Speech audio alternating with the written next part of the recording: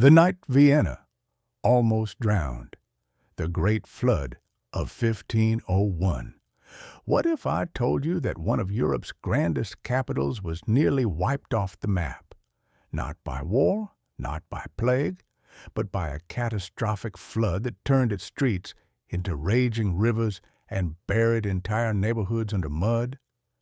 The event killed thousands, destroyed centuries of knowledge, and yet today, almost no one remembers it happened. On the night of February 27, 1501, the Danube River rose from its bed like a furious beast and consumed Vienna whole. This wasn't just any flood. It was a biblical catastrophe that would reshape the Habsburg capital, influence European urban planning for centuries, and serve as a grim warning about humanity's relationship with nature that we've largely forgotten.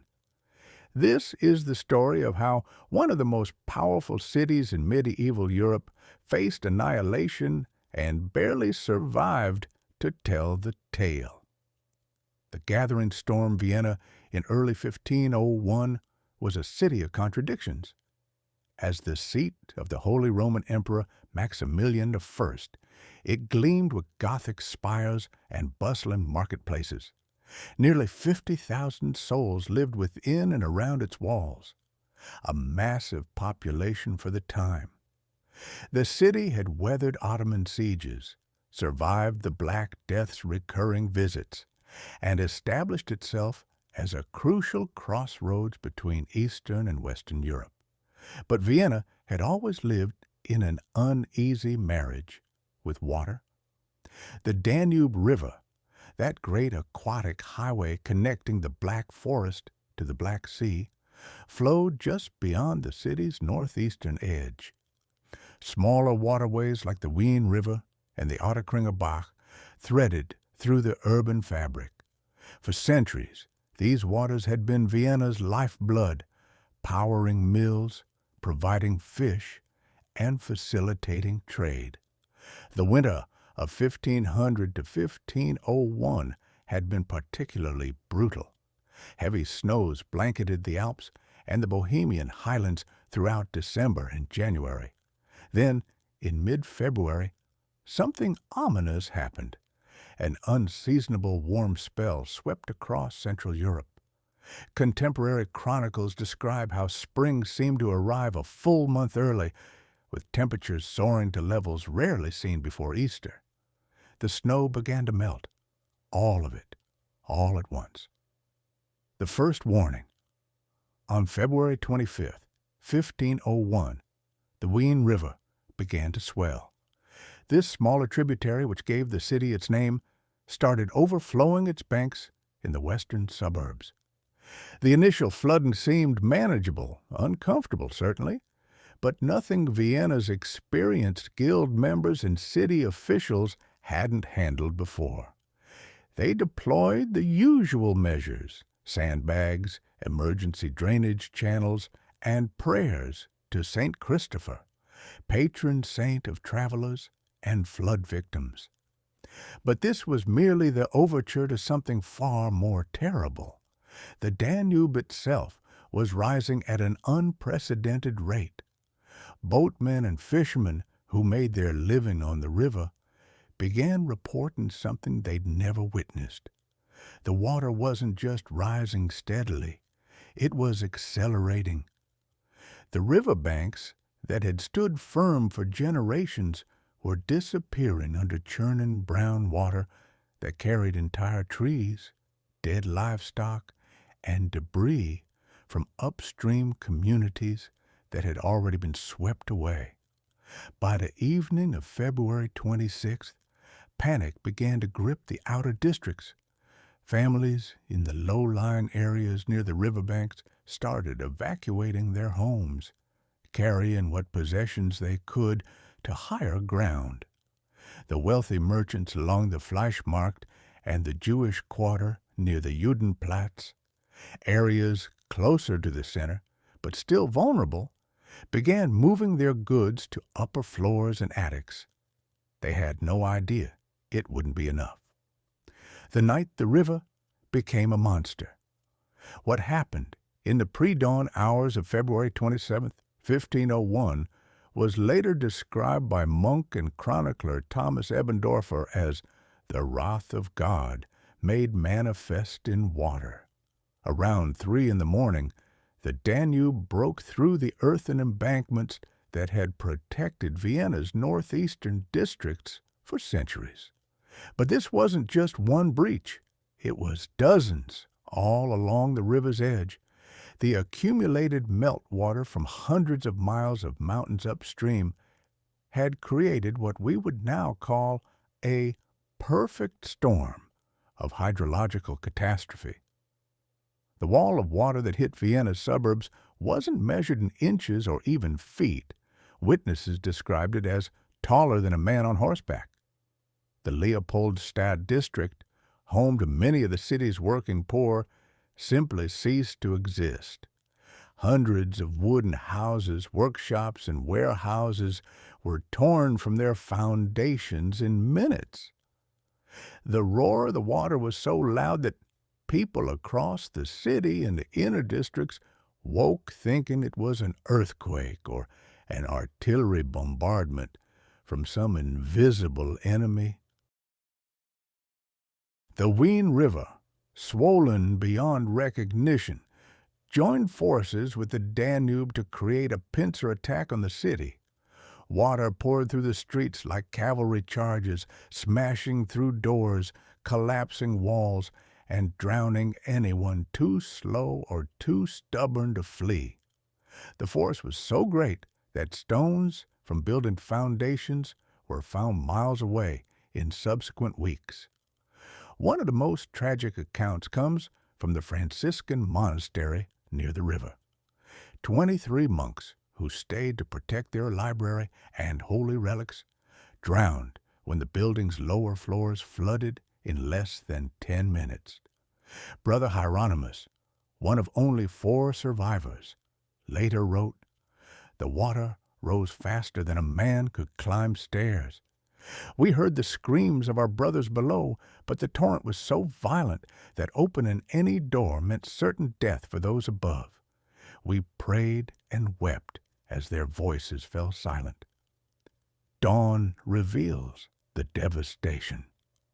When the sun finally rose on February 27th, though the sky remained thick with gray clouds, the people of Vienna who had survived the night emerged to find their city transformed into a nightmarish waterscape. The entire northeastern quarter was underwater. Only the tops of buildings poked above the brown, debris-choked flood that stretched as far as the eye could see.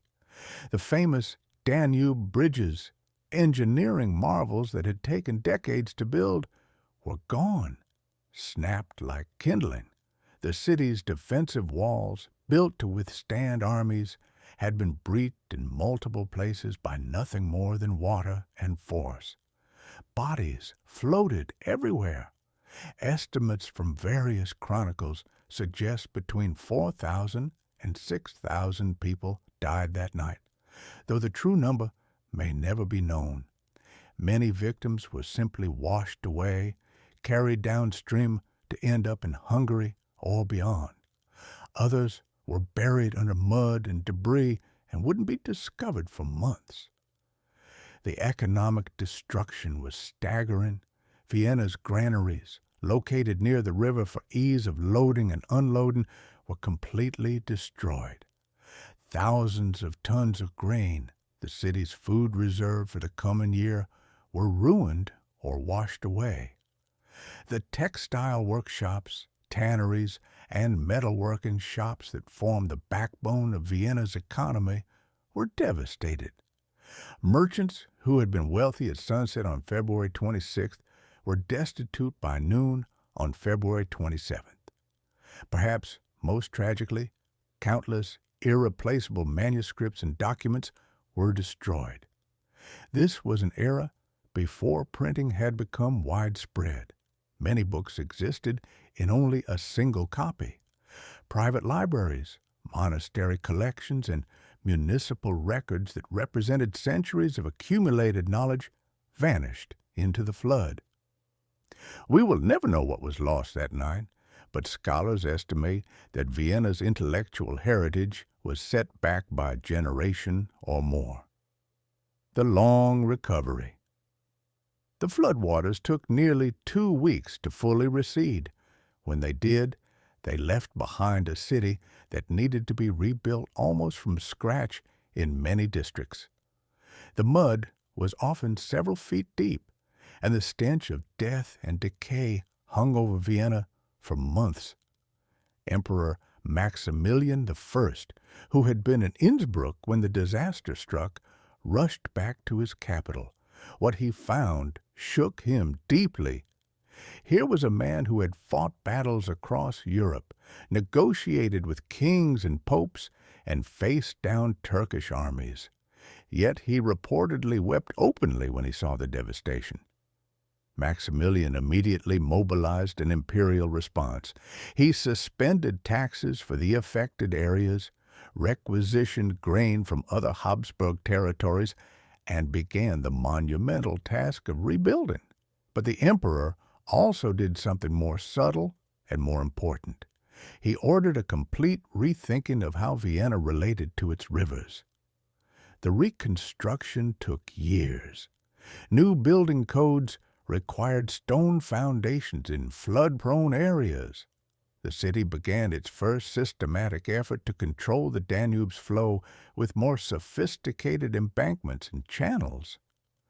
Districts were replanned, sometimes from the ground up, with an eye toward future floods. This was perhaps medieval Europe's first example of what we would now call disaster-resilient urban planning. The Jewish community, which had suffered disproportionately due to their ghetto's location in a low-lying area, faced particular hardship. Already subject to legal restrictions and social prejudice, they now had to rebuild with limited resources. Some historians argue that the 1501 flood accelerated anti-Jewish sentiment in Vienna, as desperate Christians looked for scapegoats to blame for the disaster. Within a decade, Vienna would see renewed persecutions that may have had their roots in the flood's aftermath. Why history forgot? So, why don't we know about this catastrophe? How did an event that killed thousands and nearly destroyed one of Europe's most important cities vanish from popular memory? The timing provides part of the answer. The year 1501 sits in an awkward position historically. Too late to be part of the romantic medieval period that captures imaginations, too early to be part of the Renaissance drama that followed.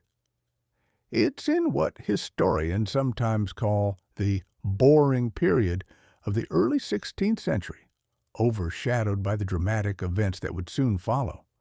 Martin Luther's Reformation, beginning in 1517. The Ottoman sieges of Vienna in 1529 and 1683, and the religious wars that would tear Europe apart. More importantly, there were no printing presses in Vienna in 1501 capable of spreading news of the disaster widely. By the time the printing industry had established itself in the city, the flood was already old news. The chronicles that did record it were written in Latin, locked away in monasteries and archives, accessible only to scholars. The Habsburgs themselves may have contributed to the forgetting. Disasters reflect poorly on rulers, suggesting divine displeasure or governmental incompetence. As the Habsburg dynasty consolidated its power in subsequent decades, there was little incentive to dwell on past catastrophes. Better to emphasize triumphs than tragedies. And finally, nature itself conspired to erase the evidence. Vienna has flooded many times since 1501, though never quite as catastrophically.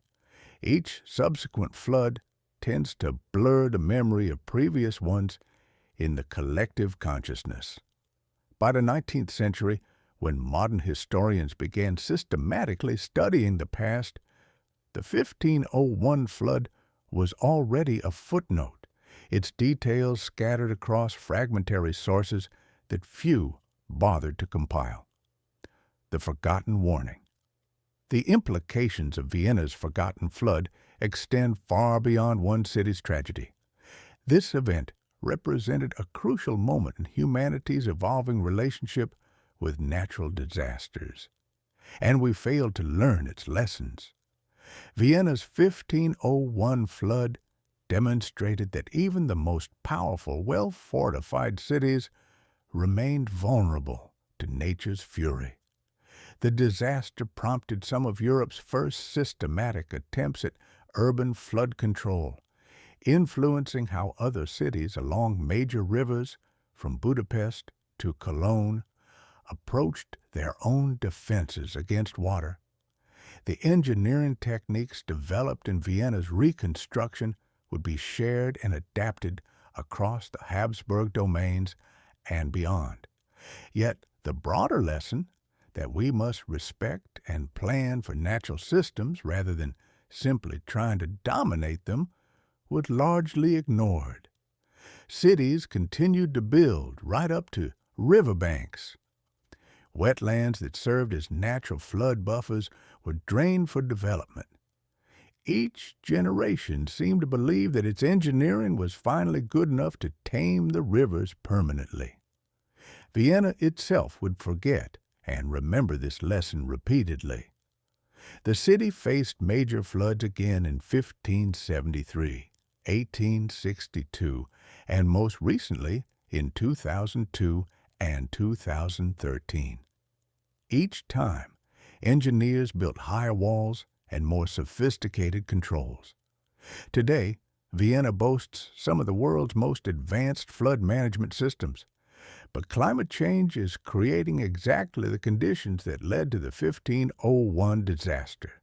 Rapid temperature fluctuations, intense snowfall followed by unseasonable warmth, and extreme precipitation events.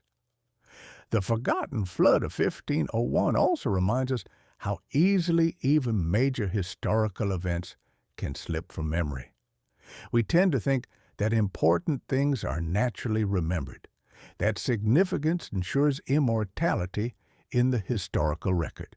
But the truth is more unsettling. Most of what has happened to humanity has been forgotten.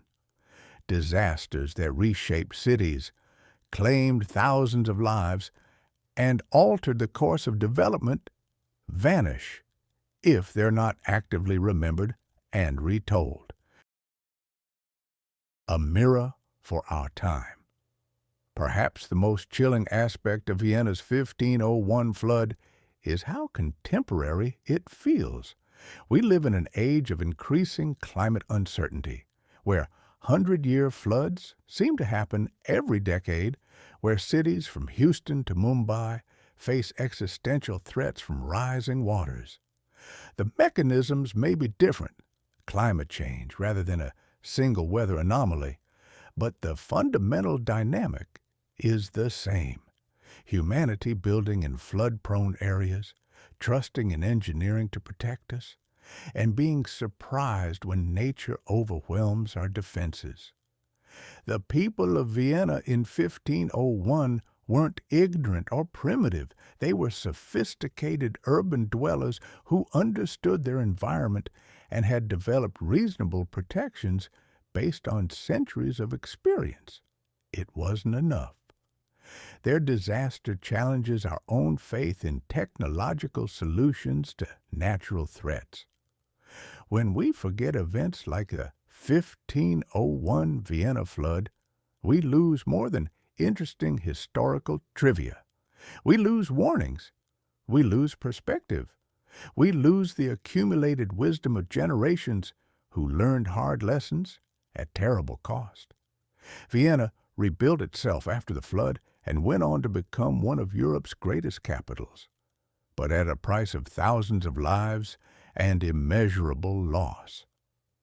The Danube still flows past Vienna, patient and powerful, carrying its waters from the mountains to the sea, just as it did on that terrible night more than 5 centuries ago. The river remembers, even if we don't. And perhaps that's the final lesson of this forgotten catastrophe.